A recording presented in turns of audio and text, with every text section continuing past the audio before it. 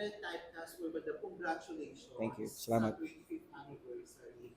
Anong pakiramdam na tumagal sa industriya ng mahigit 2 dekada? Nakakaiyak. Kuya Gab, Definitely, it's a privilege na to be able to still play music na ganito katagal. And then, at least, and ngayon, kasabay namin sila tumugtog and to celebrate, so mas masaya siya talaga. Like he said. So, exciting and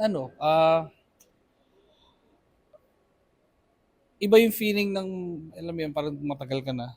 Tapos, i-celebrate mo yung katandaan mo with someone na kaibigan mo rin na banda na matanda na din. Matanda na rin. So, masaya siyang i-celebrate. Tsaka milestone din ng both bands eh. So, yun. Nakaka-humble ba? Or something like that. Yeah. sa staying power ng Typecast at Urban. Kasi yung isang taon, malaking bagay na, pero you stayed more than 2 decades, almost 30 na. So, what's the secret behind the staying power? Isa doon siguro yung consistency namin sa paggawa ng music. And syempre, patience sa isa't isa. Alam ko rin sa sarili ko na yung mga kabanda ko, yung pasensya nila sa akin and vice versa. So, thankful ako doon. And kayo?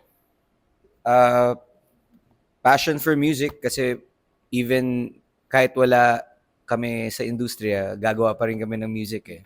So I mean, parang inherent na sa amin lahat. I think I can speak for everybody na lahat talaga musikero.